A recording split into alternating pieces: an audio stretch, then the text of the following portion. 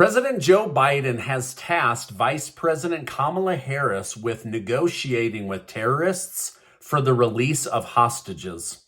It became obvious within a minute that she was completely unprepared.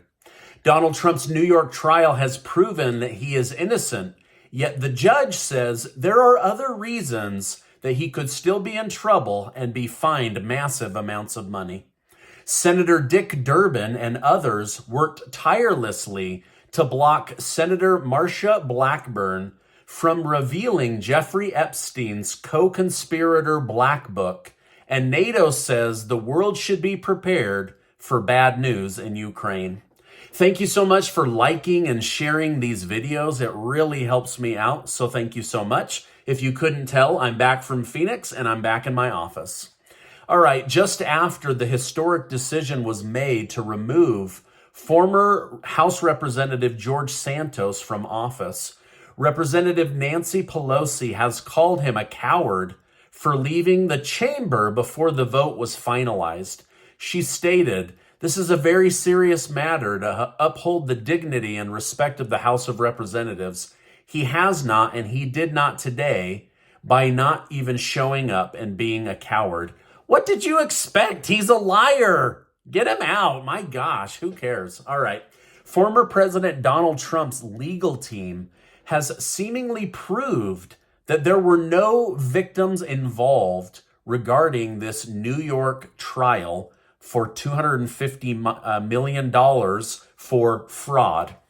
The executives from Deutsche Bank, where Trump borrowed the money, testified under oath and confirmed that they wanted to work with Trump and that there was no fraud and that he paid back all the money and all of the interest.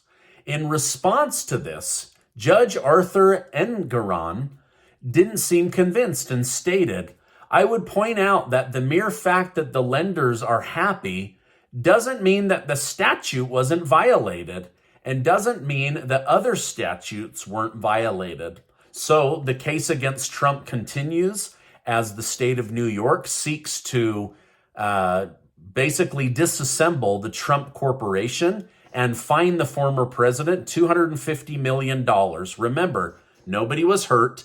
They testified under oath that they weren't hurt, and they testified under oath that they made millions and millions of dollars from the transactions that they approved. House Oversight Committee Chair James Comer has just given a sneak peek of some of the evidence that they have against President Joe Biden. According to James Comer, President Biden was receiving direct payments from Hunter Biden's business, Owaska PC. Furthermore, Comer clarified that Owaska PC received payments from a Chinese state-linked company and other foreign national companies, which suggests that there is wrongdoing, and he broke the law by not being registered as a foreign agent. When the White House press secretary Karine Jean-Pierre was asked about Joe Biden's monthly payments from Hunter, she brushed off the question and then ran out of the press room as quickly as she could move. So Joe Biden got direct payments from Hunter Biden for multiple months in a row. It was $1,380 a month. However, before that, Comer showed that a Chinese state company gave Hunter Biden $5 million. Hunter then moved that $5 million, 400,000 of that over to the Owasaka company. From there, he took $40,000 or 10%, and he cut a check directly to his dad, Joe Biden, for loan repayment, even though he never lent money to his son. $40,000 is exactly 10% of $400,000. So I guess it is 10% to the big guy. Hunter Biden can do math. Now, you do have to ask the question, what did Joe Biden do that deserved $1,380 a month? After all, he wasn't involved in any of his son's businesses, according to him. And what did he do to get $40,000 from a Chinese company with an obvious middleman? He did nothing except for sell access to the Biden name. Now, again, the big guy received his 10%.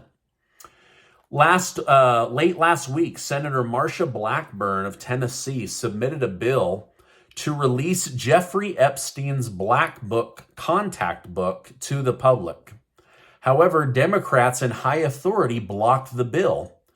They said that they would rather investigate Supreme Court Justice Clarence Thomas than to dig up the past with Jeffrey Epstein's connections. Senator Blackburn immediately took to Twitter to ask why these Democrats were working so hard to bury who was involved in Jeffrey Epstein's sex trafficking ring. We all know why, because some of their names are on there. Some of their friends, some of their donors are on that list. But they would rather investigate a Supreme Court justice. Vice President Kamala Harris has joined President Biden in calling for Gaza to be ruled by a Palestinian Authority after the war is over. During the COP28 Climate Summit, Harris stated, "This future authority must be strengthened over time to assume security responsibility in Gaza." However, she also stressed that this regime should only be instituted on the condition they agree not to threaten Israel with attack.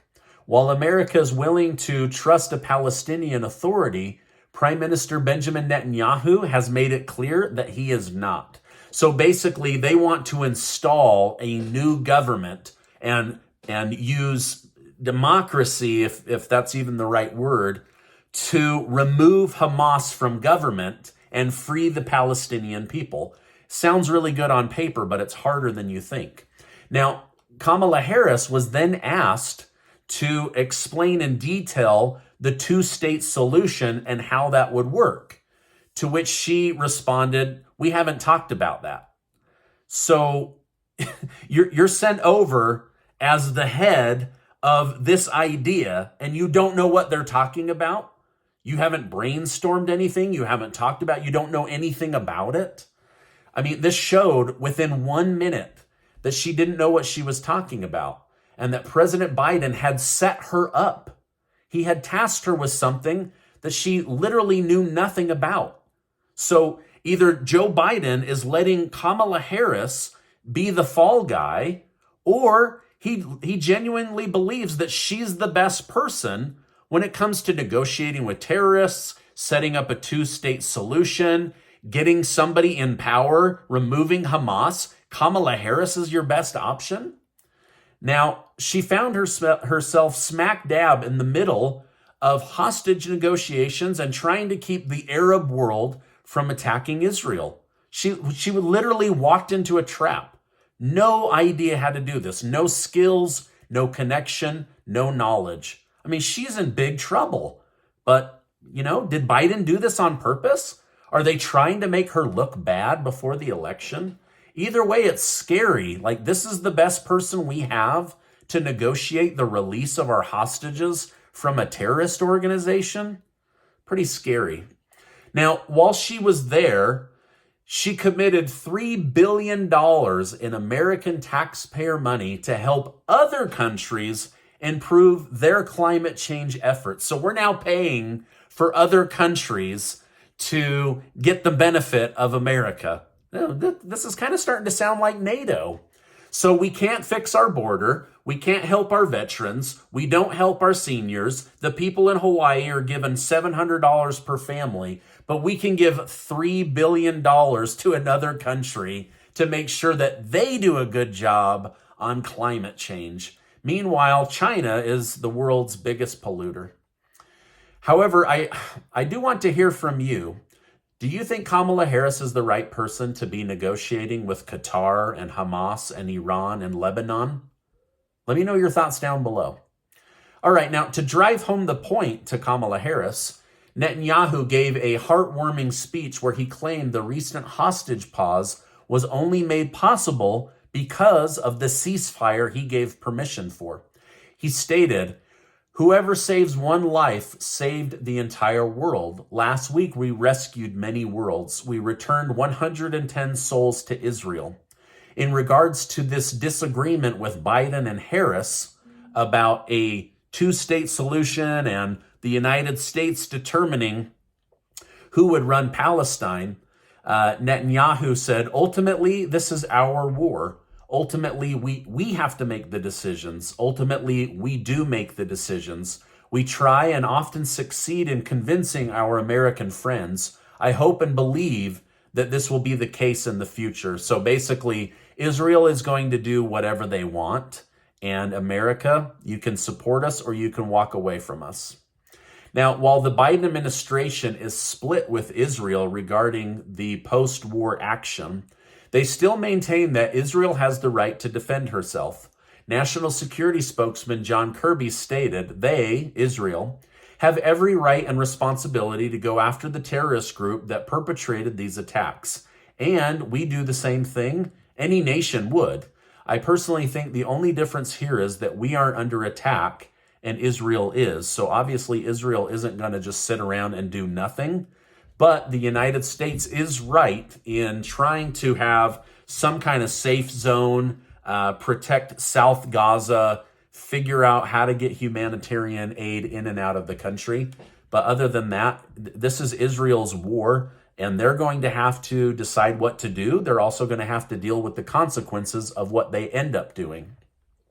Now, last week I reported that Israel released a map to Gazan civilians which give them pre-attack warnings, which largely satisfied America.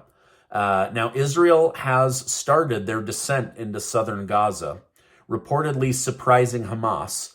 It is currently speculated that Hamas leadership has fled to South Gaza, once again moving into areas where they can use civilians as human shields.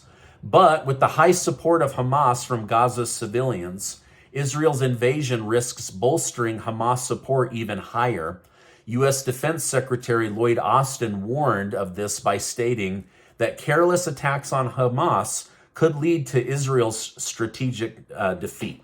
So basically what he's saying is, we understand that Hamas is using human shields, but if you keep killing those human shields, you're going to create more Hamas and potentially a third-party country that comes in and attacks. And so they're basically saying, this is your war, but proceed with caution. Now, over in Ukraine, the prospects of winning the war have continued to decrease. In a horrifying update, Russian President Vladimir Putin has added 170,000 more people to the Russian Federation army, boasting that he now has an army that is fully equipped with 1.3 million people. Now, NATO chief Jens Stoltenberg has issued an eerie warning to prepare for the worst. During a recent news broadcast, he stated the West, meaning NATO, should be prepared for bad news when it comes to Ukraine. Now, wait a minute. According to CNN and Fox News, Ukraine was winning the war. NATO was brilliant. America's money and sacrifice was making a difference. Now we're being told that they're losing the war? It's almost as if Colonel McGregor and Larry Johnson and Scott Ritter and Ray McGovern were right, that Ukraine was losing and would lose to Russia. It didn't bring anybody any joy to state the truth, but the truth was Russia is far better equipped to attack and win than Ukraine was, and unless NATO nations want to put boots on the ground, Ukraine was not going to win this war. And now even the mainstream media is preparing to admit they've been lying to the American people. Last month, I reported that America was starting to accept this unavoidable truth as they allegedly started asking Ukraine to consider negotiating with Russia. While America has tried to be as supportive as possible, there's only one thing they can't do, and that's provide boots on the ground, because America does not want to be at war with Russia. Now, Russia's population is 3 times larger than Ukraine, which means mathematically they were always going to have more bullets and bodies for this battle.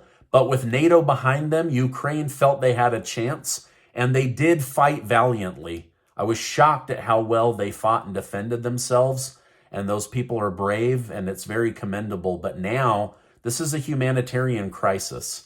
But still, Ukraine's President Volodymyr Zelensky isn't looking to let go of the hope he sold to his allies. In a recent interview with the Associated Press, Zelensky seemed to place some of the blame on the United States for not giving him enough weapons to defend himself.